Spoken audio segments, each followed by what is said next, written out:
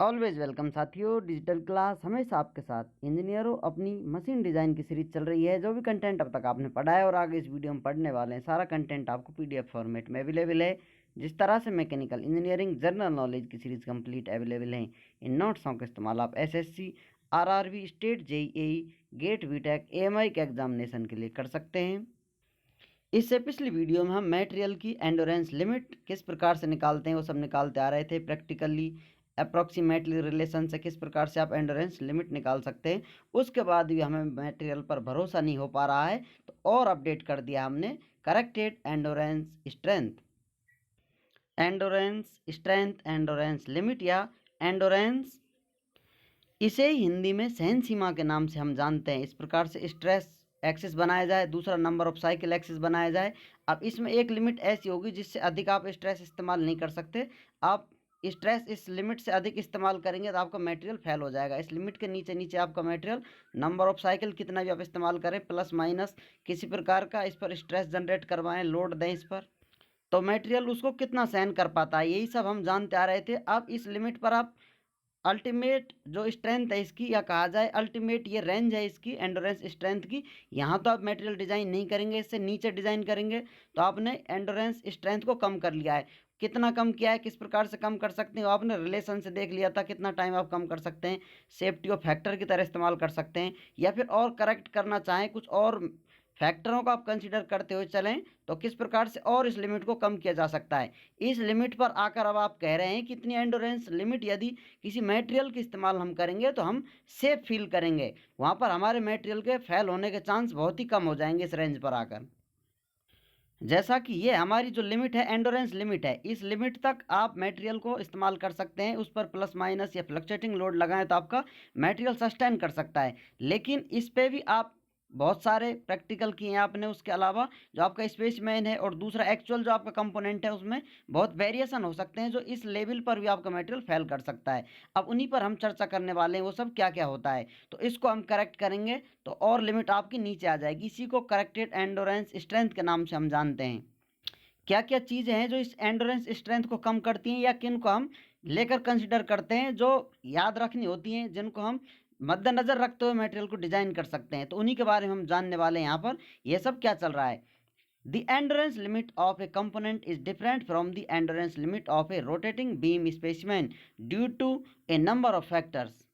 जो कंपोनेंट आपने प्रैक्टिकल में इस्तेमाल किया था रोटेटिंग बीम इस एक्सपेरिमेंट में, जो स्पेसिमेन था उसमें, और जो आप एक्चुअल कंपोनेंट इस्तेमाल कर रहे हैं उसमें कुछ वेरिएशन होता है, कुछ फैक्टर होते हैं जो हमें ध्यान रखने होते हैं। The difference arises due to the fact that there are standard specifications and working conditions for the rotating beam specimen, while the actual component have different specifications and work under different conditions।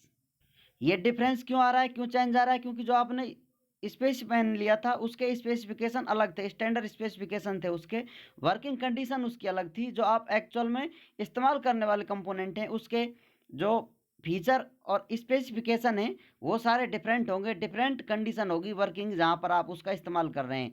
आपने lab में कुछ अलग environment देखा था उसके लिए, और actual में प्रैक्टिकल कुछ और ही हो रहा है उसके साथ। तो जो हमें डायरेक्ट एंडोरेंस स्ट्रेंथ प्राप्त होती है, रिलेशन से एंडोरेंस स्ट्रेंथ प्राप्त होती है, उसका हम इस्तेमाल नहीं कर पाते। उसमें कुछ मॉडिफिकेशन हम कर देते हैं, कुछ वेरिएशन आते हैं जो एक्चुअल में कुछ और शो कर देता है, या उससे कम होती है जिसका हम इस्तेमाल कर सकते हैं। तो यही सब यहाँ पर है। Different modifying factors are used in practice to account for this difference. इस डिफरेंस को बैलेंस करने के लिए बहुत सारे फैक्टर होते हैं, उनका हम इस्तेमाल करते हैं। उसके बाद जो एंडोरेंस स्ट्रेंथ आती है उसे हम करेक्टेड एंडोरेंस स्ट्रेंथ कहते हैं, उसका इस्तेमाल करते हैं। उसी को लेकर हम मटेरियल को या किसी कंपोनेंट को डिजाइन करते हैं। जैसा कि मैथ में आप देखते हैं, किसी भी आपका कोई भी कुछ हो सकता है, कंपोनेंट हो या किसी चीज़ की प्राइस हो, वैल्यू हो, उसको आपने नेक्स्ट कस्टमर को दे दिया है तो कितने परसेंट छूट पर दे दिया, मान लेते हैं 10% छूट पर आपने उसको दे दिया है, वो अगला उसको 20% छूट पर सेल कर देता है। इस प्रकार से मल्टीप्लाई होते जाते हैं फैक्टर, जो लास्ट में वैल्यू बचती है वही एक्चुअल आपकी वैल्यू होती है। तो इसी प्रकार का कॉन्सेप्ट यहाँ पर है। जो एंडोरेंस स्ट्रेंथ है उसमें आप अलग अलग फैक्टरों को मल्टीप्लाई करेंगे, जैसा कि आप यहाँ देख सकते हैं करेक्टेड एंडोरेंस स्ट्रेंथ है।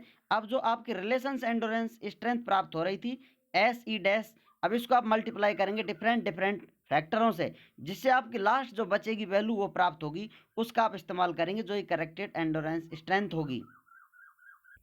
तो इन फैक्टरों में आप देखेंगे ऐसी डबल डैश, यहाँ ये डॉट डॉट लगे हुए हैं, इनको आप डबल डैश लेकर चलें। आप जानते हैं इसका यहाँ पर करेक्टेड एंडोरेंस स्ट्रेंथ को हम इस्तेमाल कर रहे हैं इजिकल टू के ए, के बी, के सी, के डी और एस ई डैश। इन फैक्टरों का आप मल्टीप्लाई करेंगे तो आपको एस ई डबल डैश प्राप्त हो जाएगी। अब यहाँ पर इनको जानने की आपकी बहुत तीव्र इच्छा होगी कि ये के ए, के बी, के सी, के डी क्या हैं, तो ये भी आपको मिलने वाले हैं जल्दी। अगली स्लाइड आप देखेंगे, अगली वीडियो में देखेंगे। सरफेस फिनिश फैक्टर है के ए, उसके बाद आपने के बी जो इस्तेमाल किया है वो साइज फैक्टर है, जो आपका स्पेसिमेन है और एक्चुअल कंपोनेंट है, उनमें जो जो बदलाव आ रहा है उन्हीं फैक्टरों को यहाँ पर आप कंसिडर कर चल रहे हैं। इनसे आपका मटेरियल या एंडोरेंस स्ट्रेंथ इफेक्टेड होती है, तो इसका हम इस्तेमाल करेंगे। इन सभी को मद्देनजर रखते हुए किसी मटेरियल को डिजाइन करते हैं। ये सब जानेंगे आगे आने वाली वीडियो में। उम्मीद करते हैं विद्वानों, वीडियो में दी गई अब तक की जानकारी आपको अच्छे से समझ में आई होगी। अभी भी आपका कोई कन्फ्यूजन है तो आप हमसे कमेंट कर पूछ सकते हैं। साथियों, आप चाहें तो कांटेक्ट कर सकते हैं, कांटेक्ट लिंक आपको वीडियो डिस्क्रिप्शन में मिल जाएगा। वीडियो को अंत तक देखने के लिए, चैनल को सपोर्ट करने के लिए आपका दिल की गहराइयों से बहुत बहुत धन्यवाद। मिलते हैं नेक्स्ट वीडियो में। जय हिंद, वंदे मातरम।